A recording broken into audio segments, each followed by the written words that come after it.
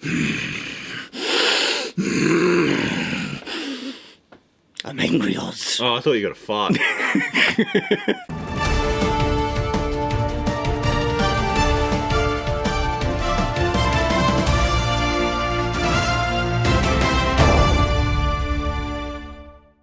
Welcome back to The Watch, and we're on Wheel of Time watch at the moment. Yep. On guard for any of the crap that's coming out in defense of a incredibly great book series that is being desecrated by a horrible adaptation, and people who do not only not care about it seems like they actively despise the source material, going out of the way to change it to reflect the world that they want. And we have just another point of evidence, another example of that. The dark taint of woke, progressive, commie stuff is over the sardine power that was Wheel of Time. Now, Oz, you've been reading more of Wheel of Time, I have. I'm about just over halfway through book 4. Oh, I love book 4. So what am I up to? Oh yeah, they're in the Threefold Land. Mm-hmm. They've come across those merchants who are a bit sus. They're still voting as to whether to vent them. And they've found a hollow, like a rest stop, that's full of dead people. And oh yeah, that's right. I'm up to the part where the Trollocs attack at that scene at night time. Man, so good. Yeah. Like, the book series is phenomenal. So the creators of the TV show, they haven't really learnt anything, and we have a leak. This is a leak. It's a part of, or maybe a potential script, might be in the finished product. We don't know if it'll follow through. But even the fact that they were capable of writing this, we have like a little segment of the script, and you can learn a lot about their perspective and outlook to the source material based on these lines. It is, not only is it actually, well, we'll go through it, we'll show you why and how it's really poorly written technically, but also how disrespectful it is to the source material. Yeah. And again, and it just shows they haven't learned anything from season 1. Season 2 is going to be as bad or worse. Like, they're going to butcher so much. It's going to be worse. Especially with how season 1 ended and the divergent setup that they have for complete separation from the... It's going to just be the most vague kind of following of the events. And they're going to mishmash, I reckon, book 2 and 3 in this horrible kind of thing. And it's just going to... I think they did on purpose so they don't have to follow the source material so accurately. And even season 1, they followed it only slightly accurately, and because they want to make up their own crap. They want their own show, they want their own stories, they want their own arcs, and now they have more leeway. My impression is that they feel they have more leeway to now because the end of season 1 put some significant divergences and setups in. They ruined Tom. Mm-hmm. They ruined Matt and Rand's entire journey from the city to, all the villages they went through, how they had to survive, all the people they met when they got to not Tarvalin, but what was the other city where they met Princess Lady? Elaine. Elaine, yeah. They absolutely destroyed Perrin. Yeah. Perrin is like unrecognizable now. He's just a pussy, whereas he seemed to be the strongest and most reserved character before. He was so good in the books. Yeah. All the characters were on. Rand, Nynaeve, Egwene, they're like, oh my goodness. So this little, I'm not sure if it was a leak or they just allowed it to go out, but this is the lines that were in the audition for the Avienda casting. We have a video on the Avienda casting, why it shows that the creators, they despise the source material. Yep. And they hate true fans of this book series. And how it's all part of a long-running trend. It's part of an agenda. They have no true reason to change these characters in terms of, one, the original source material is already diverse enough, okay? You'll have your diverse cast of characters. We go through multiple reasons why, and even breakdowns of different groups who are looking for roles. All that stuff is in that video. Yep. One of the other takeaways is that it's not to find the best person for the role. There are heaps of people, very talented actors, that could fit the description of the characters in the source material very easily. So the only reason why they've cast these different people is for political reasons. Political agenda. And we will point out these same changes in this leak. We're going to go through the lines. and point out the changes that have happened and also discuss why. To get us a feel for these lines, I think it'll work best if we actually just read through the scripts, but I'm probably not the right person to read the separate lines. So, because Avienda is in the scene. For diversity, Oz, and representation. And representation. We should get a female Yeah. to read these lines. Women. My name is Avienda of the Nine Valleys, Sept of the Tardard Aiel. My water is yours. I'm Perrin Borough. You don't swing the sword badly. I thought your people never left the wastes. Wetlanders call it the waste. It is the threefold land, a shaping stone, a testing ground to prove our worth, and a punishment for the sin. What sin? Nobody remembers. It was so long ago. Where will you go now? Where you go, Wetlander. You're my is an unpaid debt. You saved my life, so I owe you my shelter. It's not a lover, Wetlander, though I wouldn't be opposed. Ha ha ha ha. Ha ha ha. Don't worry, Perrin. What's your last name? No, that's fine. We'll keep that. Okay. I will not attack you in a fit of lust. So, where do we go now?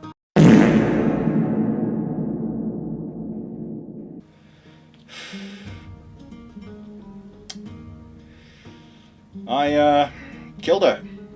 By accident. Our village was attacked. Did she die well? Did she choose to fight? To protect her home? Those she loved? Yes. Then she died well. Avienda, I want you to beat me. What the other women did to you. No.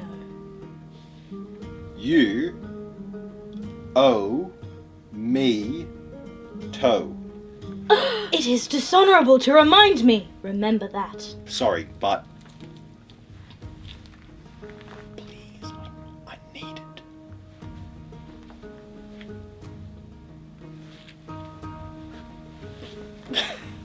Actually do it, just do it. No! Just do it, it'll be funny. No! You don't need to do it hard. It'll be funny. With fists. No, with hand. Bloody hell, It Claire. says beat. Not bitch slap. Hits him. You want some of this one? Oh, yeah, biological attack. Right. You can punch it, just... Oh! Did that help? No? Because you are a wetlander, not an Aiel. Be beaten isn't punishment, and you are dishonoring your wife by grieving her death. Death comes for us all.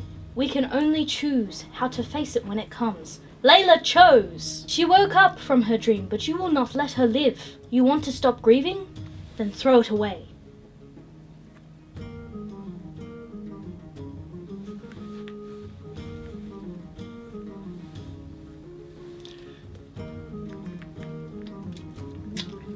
You have your sister's knife. This is a tool, not a keepsake to mourn. Focus on those who are with us still.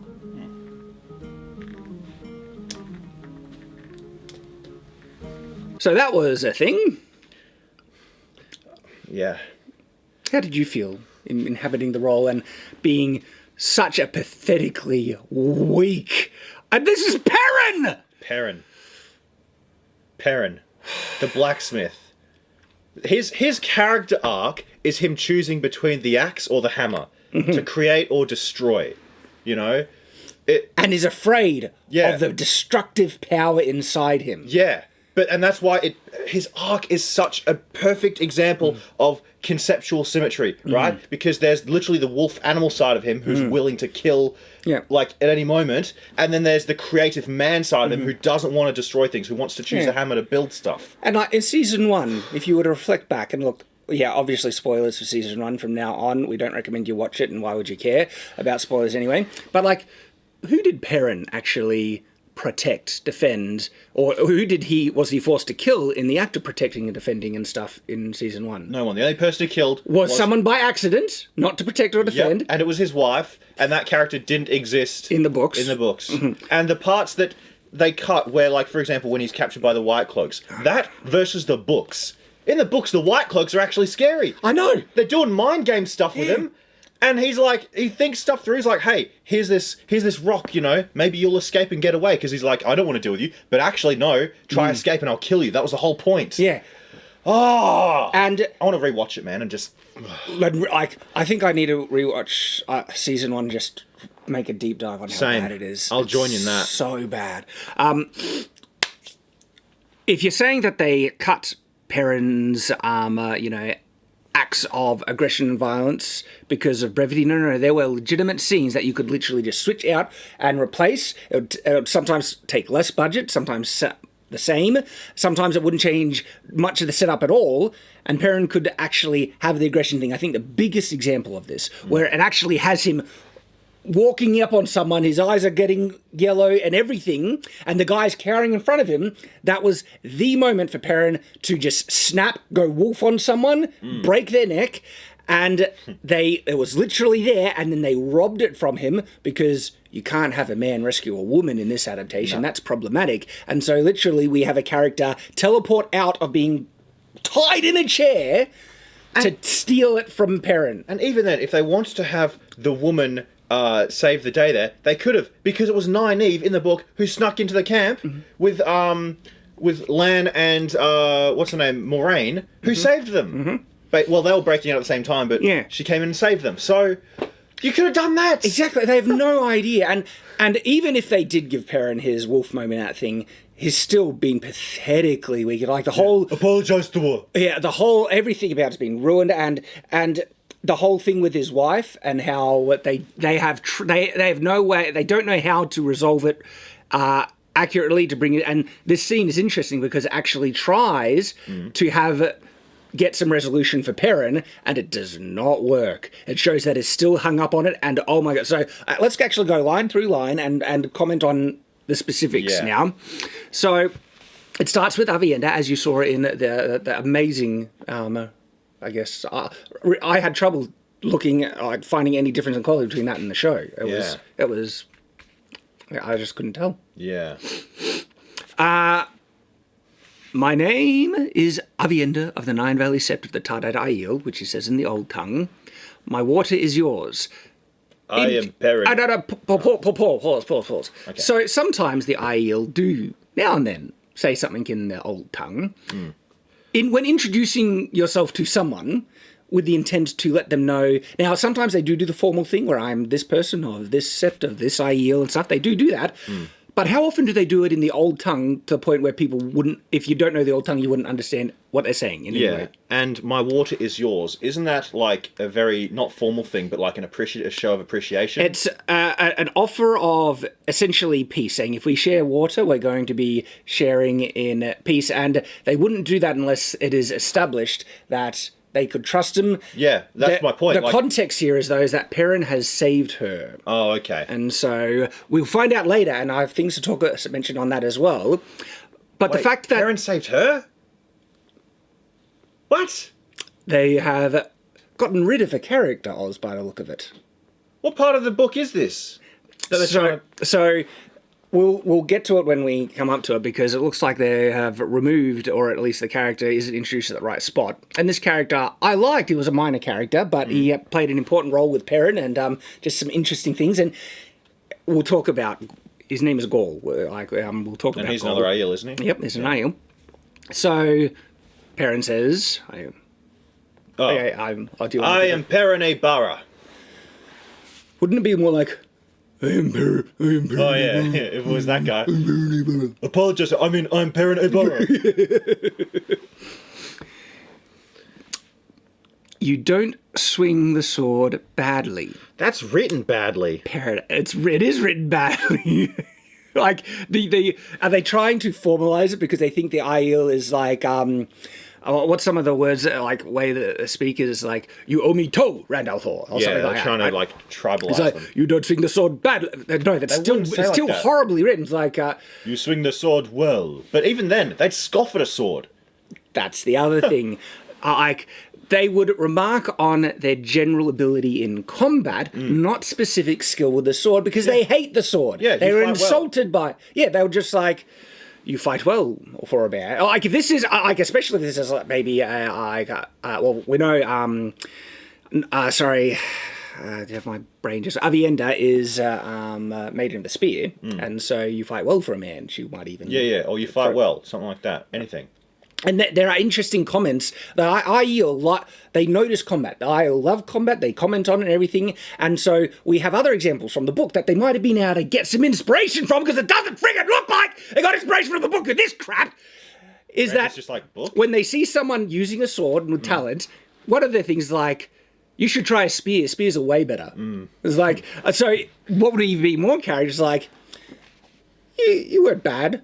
Like, your fighting was about, you'd do way better with a spear. Like, spears are like just, and you could write it much cleaner than what I'm paraphrasing. And stuff. Remember when Rand and Matt came out of Roidion, and there's the angry Aiel waiting for them. They throw their spears, and they're surprised that their spears missed twice. That was awesome. Oh man, they're so good. And like, I remember there's one time when Perrin, and this is like a specific interaction with Perrin, right, where two Aiel were blocking his way into a room, and he just walks up and just picks one up and pulls it aside. Have I got to that part yet? I'm not sure. I don't think Maybe. you have. Was it in the tier? It might have been in tier. I can't remember, or it happened later. It was either in tier or a bit later.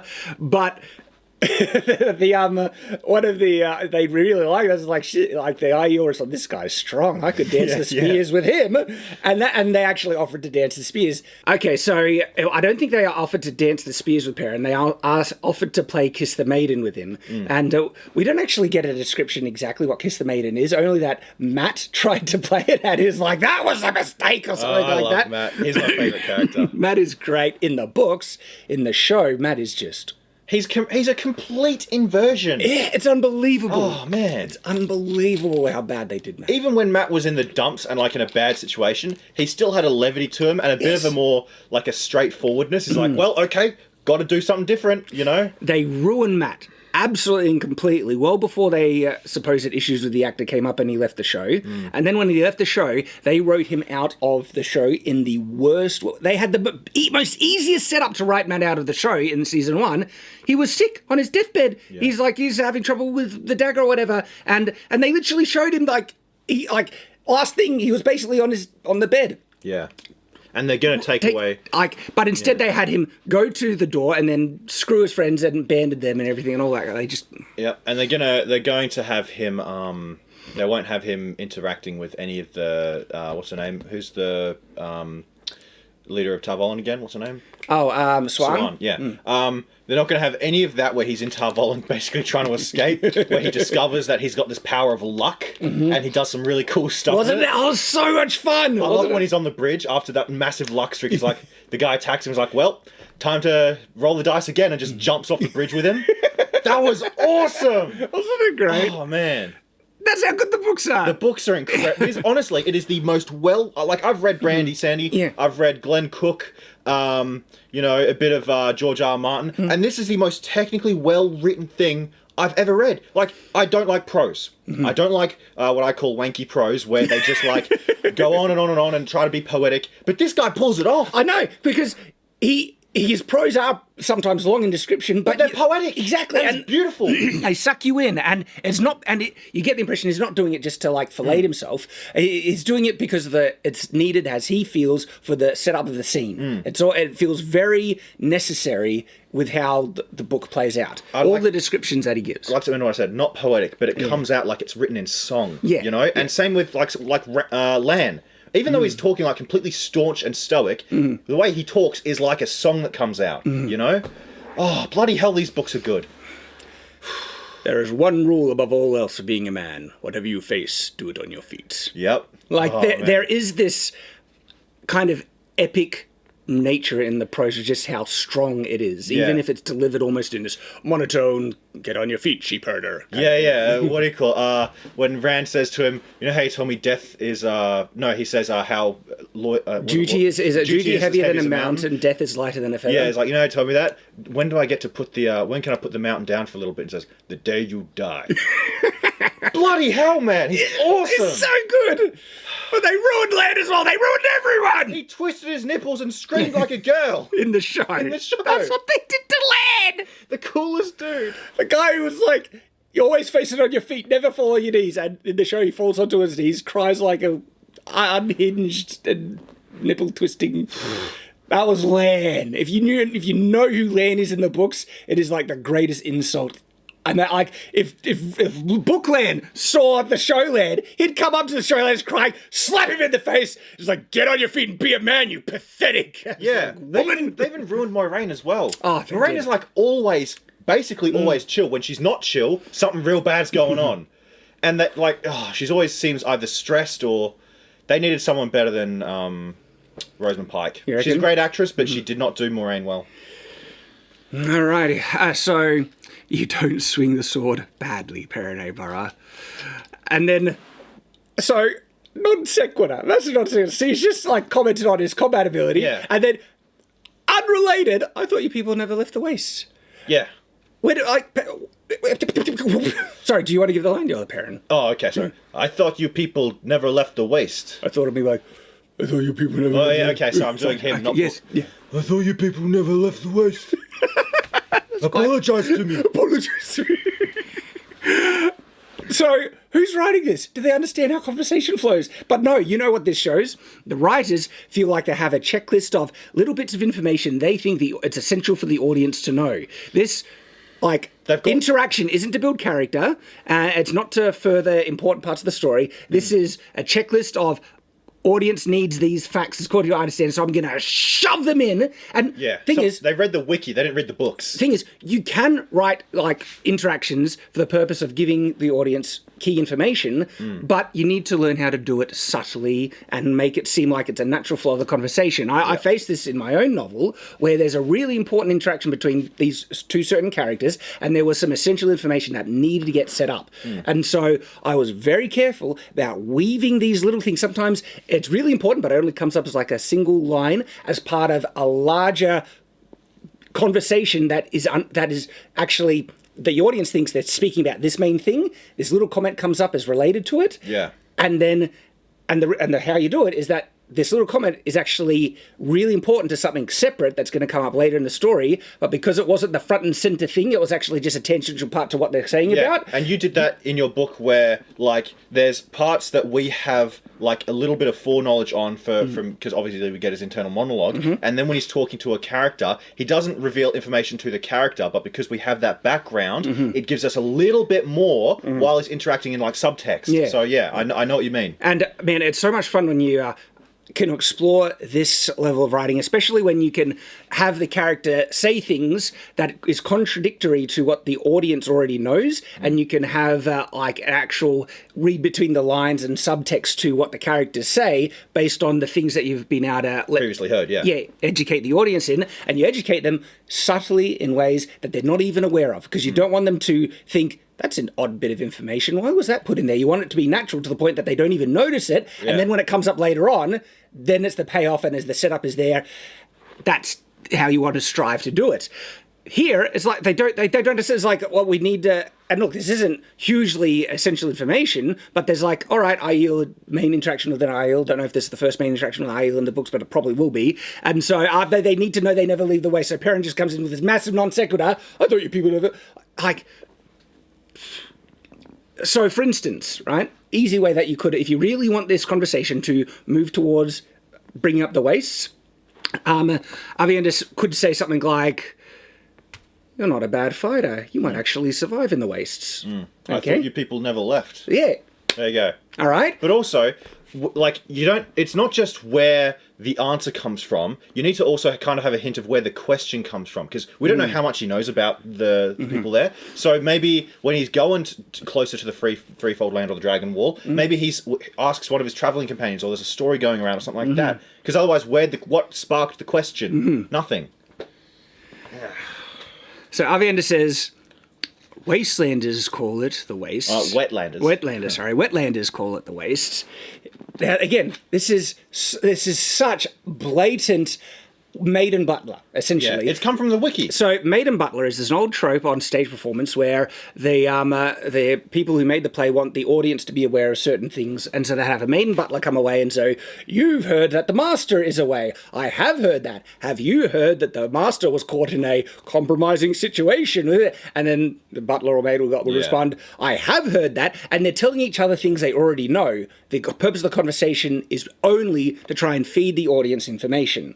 That's like this. Why is Avienda going out of her way to give Perrin all this information, like, we call it the Threefold Lands, a sharpening stone, a testing ground to prove our worth, a punishment for our sins? Is this how she introduces every conversation? No. And also, why was she even, isn't a punishment for the sin, isn't that like a big thing? They don't want to give they don't like giving their backstory, because exactly completely themselves. It comes up, they're ashamed of it. Yeah. They don't like to mention it. It only comes up occasionally when, and Aiel, it's interesting how strongly Aiel feel about honor. They have a whole culture around it. It's toe, and there's a larger thing, because toe is life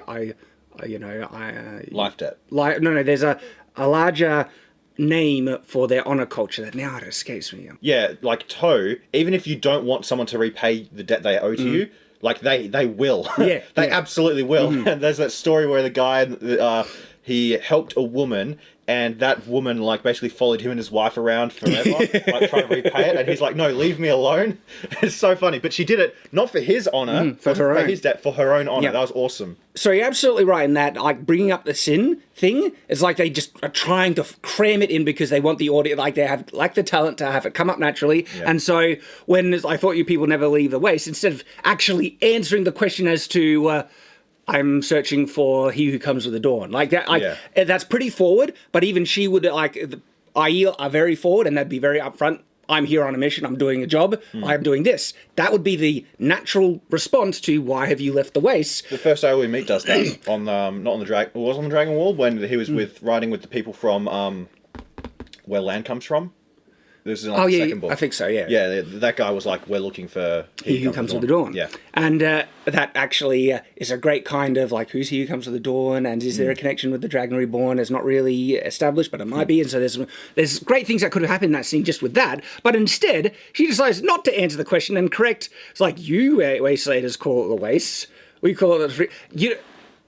Also, if you really wanted, like, this is not something that necessarily needs to be corrected. What could have been done is that whenever an Aiel refers to the waste, they just call it the Threefold Land. They don't correct it. You can call it the waste. It's like, I thought you never left the waste. We do love the Threefold Lands, but I'm here searching for he who comes with the dawn. Yeah.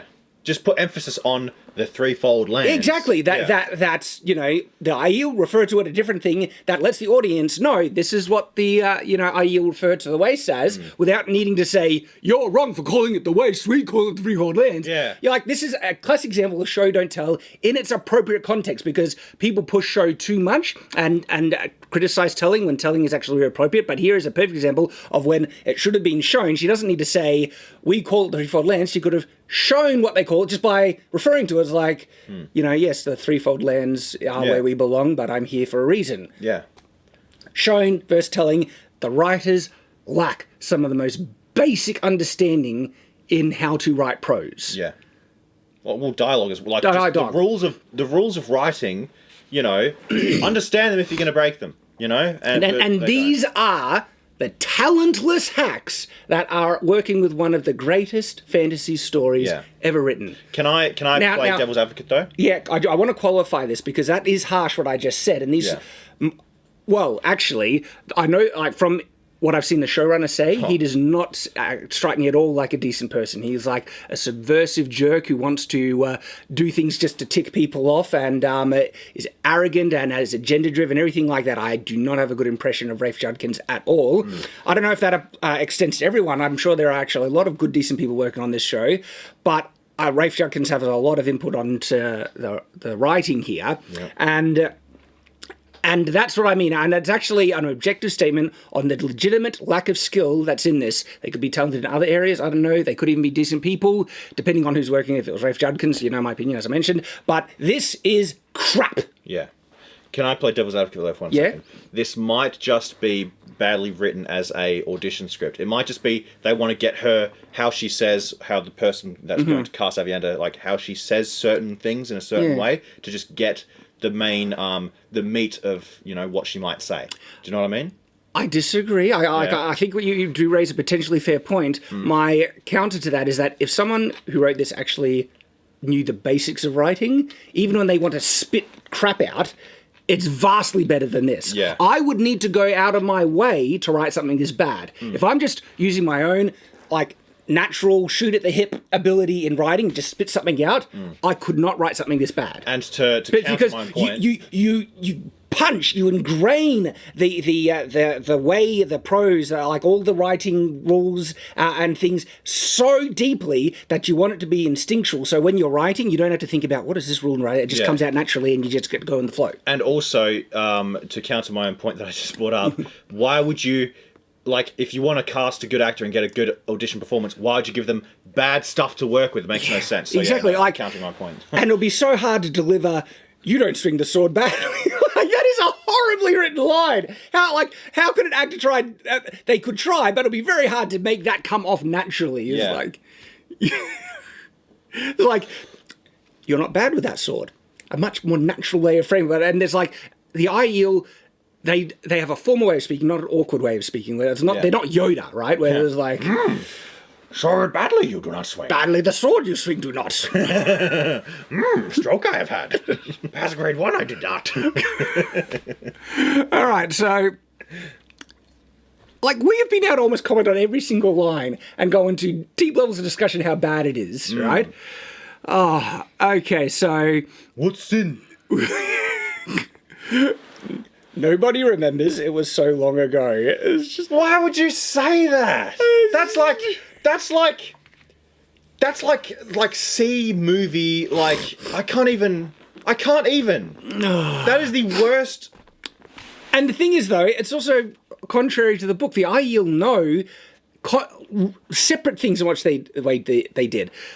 Minor spoilers, but it's not a spoiler. This is said in the book as a mystery, and I'm not revealing what the mystery is, so I don't think it's a spoiler, but you don't find out this context until later, but I think I'm justified in saying it. They know that they have failed a group of people in some way. Yeah, they're once a part of. And as a result, they go out of their way to be ultra respectful of this group of people because they can't remember how they failed them, but they know they haven't, so there's a type of penance that they're trying to show this group of people to try and make up for it. I actually might be wrong. I might be misremembering, and, you know, let the lore experts let me know, but that's from memory. But even if I'm wrong there, they are very cagey about talking about the sin. I remember, yes. You are right. I'm right. I remember because he goes further back than when they were still part of the thing. This is before the breaking. They go back to when it first started, and they were doing something for Rand's ancestor went looking to try and stop, to protect, but it didn't work out. No spoilers, of course. I will try to avoid it. So, they might mention just random. They don't know nothing about it. They know certain contexts. But they're still cagey, and she just spits it out. It's like, yes, it's for sin. Everybody remembers it was so long ago. This is such crap. And also, if you don't remember it, why bring it up? Typically, information if it comes so flowingly in a conversation, that's because the context is there, you know. But if you're like, yes, we're here because we did a bad thing. What was the sin? I don't know, but we did it. You know. This is so crap. And Perrin responds with another massive non sequitur, unrelated. Where will you go now? It's like, she just said, no one knows, so long ago. Like, following on from natural conversation might be, I can quite, it's like, okay, so then if you can't remember it, why are you doing this to prove as a punishment. Like, there'll be, this is where the conversation is leading. You would need something to cue in a question of where you're going. Like, she starts to walk away. But the thing is, though, she says later on she's not going to be leaving Perrin. And so it can't be cute if she's leaving him now. It's like, oh, where are you going to go now? They don't understand conversation, how it works. I'm not saying people can't have non sequiturs in real conversation, but this is just like unrelated. Like, where we go now? I'm just like I'm still stuck at this line, man. Nobody remembers. It was so long. That is the most like first writing job. Do you know what I mean? Do you see why I think that's stupid? It's like no one remembers. It was so long ago. Like what? You bring something up, you ask a question, and then you literally refuse to answer it. That breaks what the main rule of writing. It makes her look like an idiot. Yeah. It makes the character look like it's like you're doing all this as a punishment of sin that you don't even remember. Yeah. Which makes the writer an idiot. So then, Perrin, right out of left, like, where will you go now? I was like, okay. And then Avienda says, where you go, Wetlander. So she's saying, I'm going to follow you. You're my... is it like it says unknown? So she says something in the old tongue here, and so toe probably. Toe is an unpaid debt. There you go. You saved my life, so I owe you my shelter. Don't they say shade? They shade, yeah, and they will share shade, or and offering shade and water is like a big act of peace and stuff and things. But then follow this one comes out of nowhere. I was just like, what? It doesn't make sense grammatically.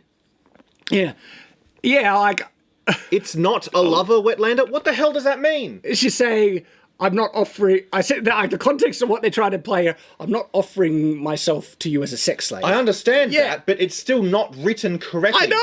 I know. She's referring to herself. If she was saying it's not a lover, Wetlander, she'd be pointing at something like a cow or something like, that is a cow. It is not a lover. I'm trying to figure out how this scene could lead into that comment, and the only way that I can think of is that the unknown word in the old language, she says, you're my unknown. Unknown is an unpaid debt. If it sounded like in English, something a bit like, you're my whore. Whore is an unpaid debt. It's like... It's the oldest unpaid debt. It's like, it's not a lover. It's like, but obviously I think it's going to be an old like language word that won't have any reference to something sounding in English. And there's no connection here saying, in the books, out of all the times the Aiel ever offered them to serve a debt or even be Gaishan or something like that, nowhere do the Aiel ever assume that it has a sexual component. And they have in the books, I do not remember a single instance of them needing to explain service, life debt, Gaishan, everything that is like, oh, but we no sex. We do not do the sex. It's like they take it. The Aiel often act in some ways where they expect to be understood, like when they say their jokes. They say something funny and they just look at people, why aren't you laughing? You should just get it, right? They somehow sexualize in the show almost every relationship they possibly can. Yeah. Like, think with Lan and Moiraine, with Lan talking with that other warder and all the stuff they showed there. They keep bloody doing it. And so... This comes out of nowhere, and it's out of character as well, because it's like, it's not a lover, Wetlander, though I wouldn't be opposed, Lars. Don't worry, Perrin, I will not attack you in a fit of lust. So where do we go now? Holy crap! Who wrote this garbage? A retard, Shad. I can't believe it! It's like, so... Oh, excuse my language. This contradicts Avienda, and it is just horribly written, and it feels like... So, Avienda, right? They don't understand the Aiel's culture. The Aiel, especially Avienda, are not whores, right? They're not sex-crazed, but they obviously has a component of sex in their culture, sometimes even a strong one, but they have different views on modesty, okay? Like with the sweat tents and so like Avienda, have you up to the part where she is having to stay in the same tent as Rand, and she doesn't like it. I'm up to the part where she's following Rand around all the time. Okay, so you're not up to that, so I won't give a spoiler. But she does something that is not. It is not sexual in any way. Okay, it's just the Aiel being Aiel. All right, Aviendha. Well, I could spoil it. I can't go into it. Yeah. But she's like, to push her to a level where she's ready to suck up with someone would have to. She is pushed to go to that extreme. She's particularly reserved in that way. Yeah. I remember the part where one of her sisters, like, one of her spear sisters, comes up to Rand and is trying to sell her on him. Sell. Yeah. And she's like, have you seen her naked? Well, let me explain it. He's like, no, I'm good. And then she's giving him sass. Like angry sass, like, you belong to Elaine. Yes. Why are you not answering Elaine's letters? She loves you. You belong to her. And he's like, leave me alone. So the Aiel are really funny. They actually have like a almost a different view between practical nudity and sexual nudity. Yeah. And if they appear someone naked in a practical way, they're like, pfft. They don't care. But if they appear in a naked where they feel that they're either inadvertently presented themselves naked sexually, or they're being looked upon sexually against their will or out of their control, they get embarrassed. Embarrassed as like a young girl who was like unprepared for it. There was a part when they're in Tyr when who's Egwene. She was in the bathtub, and Aviendha walks in, sees that she's naked, and just to like make her comfortable, she gets naked even though she doesn't get in the bathtub, and they just have a conversation. There's nothing weird about it. Yeah. It's actually quite endearing, to be honest. Yeah. It's like, oh, you're naked? Okay, I'll make you comfortable. Fair enough. They have a very practical kind of perspective on nudity, modesty, and things like that, but they also have an interestingly prudish side from their own cultural perspective. This is how well written the world building is in real time, by the way. They do not understand any of this crap here. Where now Aviendha she'll just suck up with anyone. They want a more modern sense of sexuality, and they've been on board, they've been open about wanting to portray a more real world attitude towards sex, and they did it with the Ebonsfield 5 in their season 1. This medieval fantasy realm somehow had the sexual revolution. Are you kidding me? From the adaptation, because they were very in many aspects, but also interesting. They were prudish in many aspects, but then they had interestingly different views towards sex and modesty based on culture as well. That's different to the real world, and that made it interesting. The contrast, like when they're in the Borderlands and they go into the baths in the the thing. This is a beginning of book 2 or end of book 1. I think it's beginning of book 2, and so the Borderlanders have a different practice around the baths, and someone walks in on one of the evidence, oh, it's a girl. It's like, holy crap, they freak out, right? And even Rand specifically, one of the most beautiful but also powerful women in the world, basically comes at him in Tyr, throws herself at him, and he's like, hose be gone. Yeah, be gone.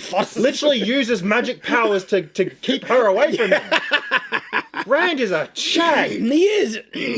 In this show, they would have him totally sack up, or if he wasn't committed to anyone else. But he's not. Him and Egwene can't went separate ways. But even if, Perrin won't get with Aviendha by the build-up of this scene, which they might, knowing them. Yeah. They want to sexualize things unneededly. Yeah. Like, this is not in line with Aiel, this is not in line with Aviendha, and they just wanted to throw it in because, hey, it's sex, and people are talking about sex, that's interesting, they might have sex. Yeah. They want to spark some intrigue, something to get people's emotions, because that's what this is all about, building emotions, right?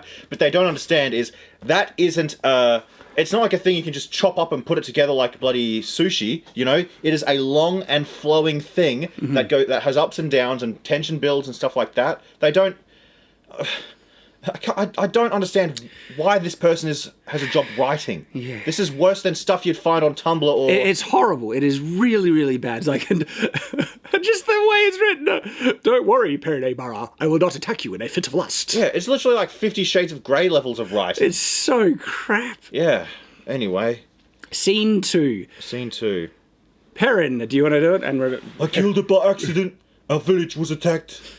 You'd flip those around at least. Our village was attacked and I killed it by accident. There you go. So, this is obviously a following on from something Perrin brought up, the fact that he killed his wife, and it's in conversation now, and is like depressed or mopey or something, like, I killed her by accident. And so Avienda's line, she did well. There's a question mark there. Did she die well? Did she die well? And then it seems like she answers the question herself. Did she choose to fight and to protect her home, those she loved? Then trust she did well. Then trust she died well, sorry. Hang on. Maybe Perrin nodded, because that's the only way. Is like, did she die well? Did she choose to fight to protect her home, those she loved? And then she would need a confirmation to follow on from that, then trust she died well. At this point, I don't think so. Probably not. If it was part of a script, it would have an insert there. Probably, yeah, exactly. So maybe she's just answering her own questions. It's like, trust she died well, even though you don't get confirmation to your questions here. I think that is going to be said quickly and with did she die well? Did she choose to fight to protect her home, those she loved? Then trust she died well. That's what I feel. It's going to be delivered like that. It makes no sense. It doesn't. That's not how people talk to each other. What is this line? I just like. What? All right, listen to this. Oh no, you do it. Avienda, I want you to beat me. What the other woman did to you. What? What? Where the hell did that come from? Is there a scene where Avienda is getting what? BDSM kind of whipped by someone? As far as I'm aware, there's no point she gets whipped in the books that I've gotten to. She's getting beaten down upon, and she was liking it. She gets a tongue shellacking from the She's wise like, ones, but beat me harder, daddy, sometime. And Perrin's like, I like that, give it to me. But I just don't know, where's the context? How are they going to lead into this? And then, even if somehow they have something, it's going to be weird. I don't know how they'll pull it off naturally to have Avienda getting somehow beaten and Perrin's watching. Maybe when she was Perrin freed her from something, and I was assuming freed her from a cage, because Perrin does free an Aiel from a cage in the books, but it was Gaul, not Avienda. Gaul was a different character. But maybe no, she was tied up in ropes and she was getting whipped or something, and he saw that, and then he wants to get beaten. This is freaking Perrin, strong Perrin, and now he's going to woman, beat me. I'm so horrible. I deserve to be beaten. Punish me. What a freaking weak. This is where they think Perrin is. This is what they're going to be doing with Perrin. Have you seen The Naked Gun 3? No. There's a scene where they're doing the intro credits and they're making jokes, right? And then it's starring the writer's vaguely hidden fetish. There you go. Yes, I believe it. I totally believe it. Also, Perrin, he is soft-spoken and reserved, but he doesn't put up with, he gets pushed to a point, and then he'll snap, right? But if it's full on, there is a moment where someone full slaps him as well, and I think that might have been where he has... Aiel? Yeah, I think that might have been where he had the tipping point, because Perrin was strong, and his reserved nature to put up with crap was because he was afraid of harming people, but here it's just I'm so pathetic, I deserve to be beaten. And that's why he was such a great character, because everyone thinks that he's stupid and big, when no, he's not stupid, he's reserved because he's worried about hurting people. That's why he's one of the best characters. So, where is Perrin Aiel at in the book? Where I'm at, Perrin. Okay, so he went to the Two Rivers and stuff wasn't good there. Okay, so he's reached the Two Rivers. I'm pretty sure he's after that. He went to the other farm to meet with people. What was he up to? So, I'm trying to find out, because I don't want to give Oz spoilers, and if you haven't read the books, hopefully this isn't a major spoiler and you will forget about it by the time it comes to the book you like, because you've learnt what Perrin did to Aiel when he snapped. I know based on context from our thing, but I don't think I've gotten to that part of the book. There isn't a scene. It's referred to in retrospect, later on. Oh, I can't remember. So either that happened, and because sometimes it's subtle and you don't catch it, but it might be a bit later on when they mention. I know that he puts when she's really pushing him hard, and he snaps. He grabs her, puts her over his knee, and spanks her, and then she loves it for some reason. Well, because it's her culture. So I forget the culture name where she comes from, but in their culture, women find it the greatest insult if men don't take them seriously, and so in their culture they expect to be fought with. Yeah. If they will purposely do things to tick men off, to provoke them, to snap at them, because that, in their mind, validates the respect towards women, because it means that they take the woman seriously enough to respond back. Yeah, something I have found, it took me a long while to understand and figure out, is that women in real life also don't like it when you don't take them seriously. And they will, you know. Not all women respond the way Aiel does, but it's an interesting, because this is informed very culturally, and that if she does something to provoke a man, like if you're someone from this culture, if you do something to provoke a man, and they think they're being, I guess, respectful in just not responding in anger or anything like that, they get super offended, because to them, that you're saying you're not worth my time to deal with.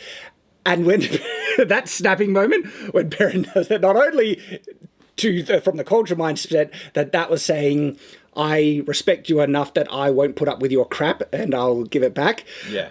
But it also goes even further to the point where even the manhandling thing she loved, because that was even a larger expression of respect, because she knew that she was being an absolute dog. She was doing it on purpose. On purpose. It's funny you say that. Yeah. And it's like, it's one of my favorite parts, because of the cultural world building behind it all. And her response seems so contrary to what you might think a woman to respond to that. And she loved it. And that was like, it was so good. Yeah. I really liked Perrin and her in Tier, when he's like just trying to, he knows that he likes her, and she knows that she likes him, and they know that they like each other, but he's still trying to keep his distance and protect her, and she just wants to be an adventurer and rambunctious and all that. Especially with the possessed axe part, where he's like, get out, and she's like, no, and he literally like throws her out the door, slams the door shut, and then the axe comes for him. That was awesome. And I have a feeling they're not going to have Aiel in the show. That's my prediction. Are they going to have Avienda replace Aiel? My prediction is that Perrin is going to be gay. And they'll either make Aiel a man, or... No. Oh, yeah. Okay. Or they won't have Aiel in it at all. Yeah, that sounds about right. That's my prediction, because they already set it up. I don't think Perrin was pining after Egwene. He was pining after Rand. Yeah, that might be the case. They have such disdain for the source material and fans, they will do it. The showrunner is already on record as saying that he will turn their favourite characters gay just to spite them. And I don't care if there's a gay character in the book. I care that the character wasn't gay in the source material, and he has this incredibly fun and engaging and interesting relationship with Aiel and all this stuff, and they're going to ruin it all. Just for context, should we bring that tweet up that he said, just so people can actually see exactly what he said? Well, we've done it in past videos. Okay, well, but what exactly did he say? Do you remember?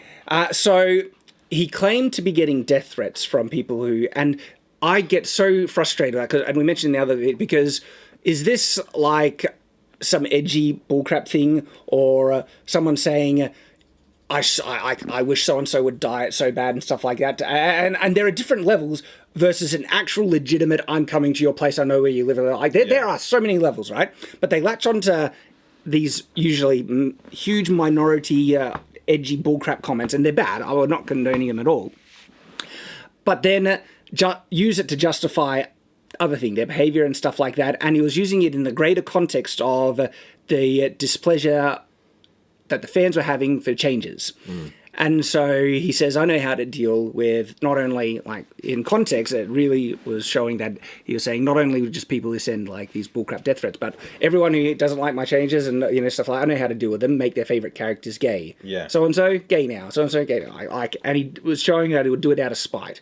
And he would ruin someone's work, someone else's legacy, and something beloved by millions of people. Potentially one of the best literary works of fantasy. It's in there. And he would ruin it. He would subvert it and change it just to spite. Like, you don't like what I'm doing, I'm going to do it more. And he's literally biting his nose to spite his face, because this is his work that he's like his career that he's sabotaging to spite people on the internet. If you're doing that, they've won. Yeah, such an immature, pathetic man who's in control of this. But think about how much power he's given the people sending him death threats. Exactly. Sabotage your own career because people said bad things. And as a result, he will never be remembered positively for this. Like, this show will go down in history as one of the worst adaptations and insults to someone else's, work, a great, book series.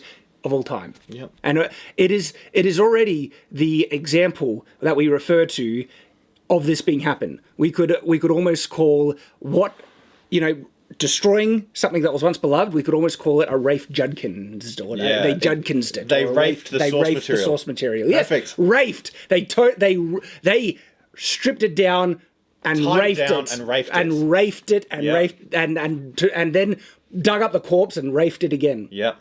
That's because people have been using it as a point of reference for Rings of Power, for Halo, okay? And they all say this is the same as Wheel of Time. The Wheel of Time was the first one that did it. Or not the first, but one of the larger ones that just destroyed a beloved property. But there's a lot of ones, of course. There's a huge list of people ruining once beloved things. But those usually ruining in sequels. This is like, yeah. Yeah. Yeah. So... Holy crap, Perrin's like, I want you to beat me. This almost makes me want to vomit with how insulting that is to Perrin's character. I can't believe it. Avienda says no. Then Perrin's like, you owe me too. Not understands, and then Avienda's, it's dishonorable to remind me. Remember that. Is it dishonorable to remind? So, I don't remember Aiel saying that. I don't think so. But hey, I could be wrong in that one. It just feels out of thing. Perrin, go on, you do this next one. Sorry, but please, I need it. I need you to beat me, he's saying. I need you to treat me like the loathsome dirty dog I am. Tell me how terrible I am. He said sorry. I guess he apologized to her. Then Avienda actually hits him. I wonder how it's going to be slap across the face. This is like every scene I'm predicting that has one of the male leads, they're going to just be belittled and demeaned, and they have been. Yeah, season 1 was all this, and look in this, they're just apparently he's asking to get beaten. He's getting slapped down by, and there is a scene in the books where Perrin gets slapped, and we know how he what that pushes him to respond like. Doesn't take it lying down. But this is gonna just like. He wants more, and then Avienda says, did that help? No, because you are a wetlander, not an Aiel. To be beaten isn't punishment. So this sounds context like maybe she was getting beaten by another Aiel for some toe penance or something like that. Which doesn't sound right, because toe is about service, not about punishment. Yeah, I'm trying to think, punishments. The Aiel, one of the greatest punishments that Aiel have is getting someone to do menial work that doesn't achieve anything. Pick up this rock, carry it over there, put it down, pick it up, carry it back, and put it down. And if you're a wetlander who's in their territory, they strip you naked and send you back to the Dragon Wall without water. Yeah, they will beat people who aren't Aiel, but an Aiel, outside of combat and stuff, no, I don't remember them beating anyone for punishment. There are other forms of really strong punishment that on a psychological level that the Aiel do to each other that is far more impactful, like being taken Gaishan and stuff. The nature of being a servant, generally, and menial tasks and all that. These are all vastly more, deeper kind of psychological things. Here it sounds like they just have Aiel, you owe me toe, I will beat you for it. Because that's the context that this is giving me. Oh, you know what? I'm going to bet that it's a man doing it. It's going to be one of the the more militant male Aiels, because we see a bunch of them. They're very hot-blooded. I don't know. See, I think they would find that too problematic. They wouldn't allow a man. Yeah, but don't forget, they need unless they're villainizing men. I get you. Because they need to do that nowadays. Yeah. So. To be beaten isn't punishment, and you are dishonoring your wife by grieving her. Death comes for Death comes for us all. We can only choose how to face it when it comes. Is that that's a landline, isn't it? No pun intended. Landline. Is that a landline? That one could be Aiel, I think.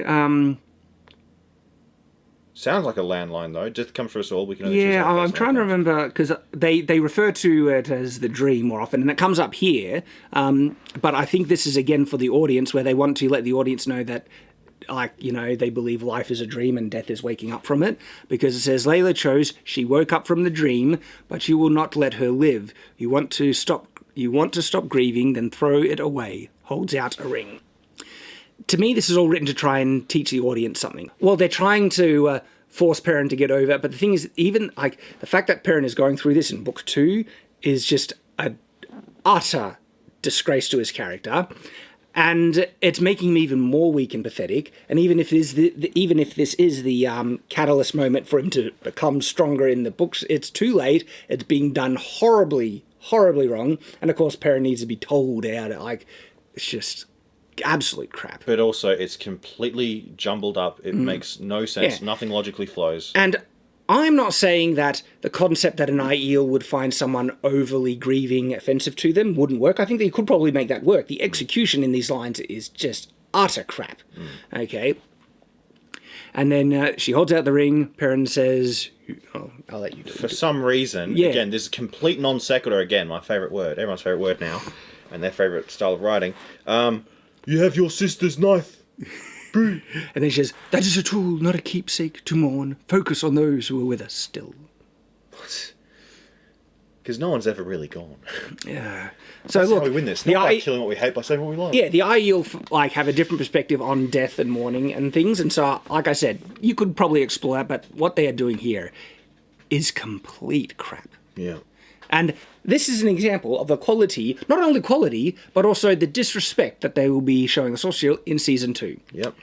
Look forward to it, people. No, I am the only I'm not looking forward. I as much as I do like calling out crap that is crap, this is still painful to me because I have such love and respect for the Wheel of Time, and seeing it be rafed again and again and again.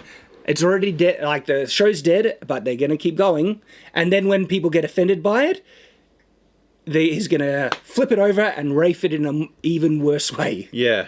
Look, this is just the cultural destruction we're suffering, because these are our stories, you know? The cultural destruction that's going on now is just... it's horrific. It is. It's terrific. And what angers me so much, like, the original story was such an uplifting, ennobling thing for both men and women. But also, like, I wanted, particularly for the men thing, the lessons it has about what it means to be a man and the masculine virtues, everything in the book are incredibly uplifting, and you would hope all young boys and men would learn them, have it ingrained. And it also shows when it goes too far. There's a part in which the actual, like... The self-sacrificing nature that they show you about masculinity in the books goes so far that someone basically is going out of their way to get themselves killed, and they contextualize that is also bad. They can go, the masculine protective nature can go too far, and the book actually demonstrates by showing the balance of where it needs to be. And it's in multiple characters that does this. This is how subtle and clever the writing is. And so... you would want young boys and men to learn these things and see where it's going too far, where's the good balance of the protective instinct, the self-sacrificing instinct, all these things, right? And what they have done in the show, in just bastardizing the whole thing, is disgusting. Look at how they have portrayed the boys who are trying to learn to be men in the first season. It is disgraceful. Yep. They are cowardly, weak, pathetic people who abandon their friends, run away from a fight, being told off, and they're all no principles. They're all just lousy, or they're super subservient and have no inner respect or feeling of value in themselves. Or like, my life meant nothing until I was shown the light by this person. Like, this is the season 1, and this adaptation is an extremist feminist wet dream. Okay, and they are showing feminists in some of the worst light possible, oblivious to them. They think that they're girl power all the way, but they show so many tyrannical acts by the women in this show as justified, and the characters think it's good, and it's confirmed by the other characters around them when they are acting horribly evil.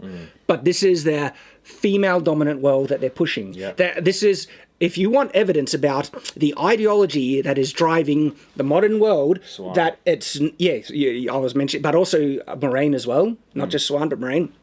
The thing that is pushing, that is evidence that the ideologues behind this show have a political axe to grind, and that the feminist ideals, Rafe Judkins is on record for saying this, that he will be making sure that his feminist ideals are rejected in the show, that those ideals are not about equality, and it's actually about supremacy. All we have to do is look at the treatment of the men versus the women in the show. When I saw that tweet, I was like, yeah, okay, that confirms it for me. But you're like, oh, we'll give it a chance. You were, and I'm not saying this is like here you go, Shad, you dumb. You're actually like, I'm willing to give it a chance still. And I'm glad I did. And it just goes to show you that people who claim certain ideologies and everything like that. If feminism was truly about equality, maybe it could have been a decent show with a balanced thing. But the thing is, the original book was already a balanced thing in equality, right? If feminism was about equality, it'd be called egalitarianism, not feminism. It's literally in the name. This shows it's about female supremacy. Yeah. Like the feminist ideals he put into the show are, holy crap, men are pathetic, weak, awful. They can't save themselves. They can't save others, everything like that. And women are tyrannical in their strength and supremacy. Yeah, and it's simple. You can literally contrast Suan, like in the books, versus the show. In the books, she says multiple times that her position as Umberland seat is a seat of service. I have to serve each of the coloured Arjas. I have to serve the world, right? Yeah. But then in the show, she's like, "This is my tower, my Umberland seat, my world." Like, holy friggin' crap! Yeah, if she said that in the books, She would be deposed. Yeah, still. like, holy crap! It's unbelievable. This is the type of equality that extremists and ideologues want. And the show puts it on display. It has been hijacked by ideologues with a political axe to grind, and it has been done at the expense of something truly virtuous and wonderful, the book series. Remember when Egwene went into her vision thing for when she was going through the three arches to become accepted? Yeah, I don't remember the specific, but... And she saw herself as the Umberland seat. What did she do that got her, like, deposed there? It was something small but big. She basically refused to follow... Yeah, I don't want to give huge spoilers. Oh, I remember what it was. She refused to still a man. That's what it was. And then she got deposed for that in her vision. So... Because the book actually shows corruption in the Aes Sedai, but also virtue in the Aes Sedai as well. Yeah. And one of the virtuous aspects of the Aes Sedai and the White Tower was Siwan, because she had to play a very complex game of politics and stuff. Yeah. But in the show, they don't understand that at all. Yeah. Their political machinations of the show is absolutely pathetic. The way she's playing that very careful balancing act, because if any of this particular information gets out that she knew a particular thing, she is done. Yes. All faith in the tower is done. It would crumble apart if they knew this one thing. Yeah. But the show doesn't have any of that, and instead of using Siwan as the example of the virtue in the Aes Sedai order, she is the biggest tyrannical, where she will punish and torture a man and put him through the most horrible thing, even after being stilled and everything, because she's vile. Yeah. And it was out of spite for something that she even says in the books. They're not evil. Yeah. They just go mad because the power corrupts. It literally affects their mind. None of that understanding or mercy in the show. They want to vilify men to an extreme degree where they will blame the breaking of the world. The lead voice characters in the show will blame some of the biggest, worst things I think on men. Yep. And the book was very clear to show a more balanced perspective. And even if you know the lore of the book, the person that caused the actual breaking was a woman. Yep. And even then, they won't mention that. The man that was trying to stop it still feels guilty for it. It goes so far in the show that they didn't even mention that the one power has two halves. Yeah. And because they can't do that. It's problematic. Well, yeah, but also that means they are betraying. And first I thought it was because it was coming from Red Sister, but other aspects of Season 1 confirm it, that it's men that are corrupting the power that they grasp. That men are the vile ones that are making it all bad. Yeah. This show is disgusting. Season 1 is one of the most vile adaptations and acts of disrespect to something that was... It goes this far because the books are so virtuous and so good, and they have turned it into something so vile and subversive and damaging. If anyone picks up any messaging from this show, ideological things, they will treat men horribly, and it'll teach women to act like the most vile villains you could imagine. Like, that's the ideology they're espousing in this. And women don't want men like that, and men don't want to be around women like that. Exactly. It'll just divide, because that's the reality. You're absolutely right. Like, if anyone picks up on this, it'll just divide society further. Yep. Because women want strong men who will protect them, stand up for themselves and be virtuous and things. This is the true virtuous masculinity. This is what was celebrated and shown in the books. Women actually do want that. There are articles upon articles about this type of stuff. We won't go too far into that rabbit hole. Yeah. And Robert Jordan went out of his way to try and, like, you know, help us understand women a bit better. Even though he's a dude, he was definitely asking women some questions when he wrote this, because the way he has these, like, he has this subtle subtext that the women understand between each other, but even I, as a guy listening to it, didn't understand what they were saying. Yes, there is a reason why the book series has such a large female following. So many women who read this book series say that, I asked her, like, how did you write women so well? Like, it's phenomenal. Mary said it too. Yeah, like, that's what my wife loved Wheel of Time before I did. She was the one that turned me onto it, and she loved the way that, like, the gender dynamics in the books are incredibly well done, but there's none of that in the show. And it was so true, because there's the part where Matt is in the tower, and Egwene, Elaine, and Nynaeve are there, and they're all talking amongst themselves in a subtext way while Matt's around. And I'm sitting there like, I have been in this exact situation. I know exactly how Matt feels. And even then, I didn't really know what was going on. So it was, anyway. This is why the book series is so beloved. It's incredible. It's an incredible book series. And I hope you could understand why people who love the books, why we despise the show and despise the man who has rafed it so horribly. Yep. Okay? And season 2... It's just going to be, it's not going to be the same, and it looks like it's even going to be worse. They're doubling down. Yep. Wow. And what should we do because of this, Shad? What should we do? Look, we will call it out. We will review. And also, if there's any news things that you hear about and everything, let us know. You can join the Shadiverse Discord. There's a section for Night's Watch, but it might be under Game Night still. Yeah. We should add a Wheel of Time section. Almost, yeah. Also, you can tweet at me. I'm on Twitter and things. Let us know about new tidbits that are being revealed, because I want to cover everything. If there's a leak like this, we need to hold the creators to account for what they're doing for something which was wonderful. We need to hold Rafe Juggins to account, and so we will be reviewing season 2. And that's what we can do. The show can't be cancelled soon enough to stop the desecration. But if it doesn't, we'll forever be here, standing on watch.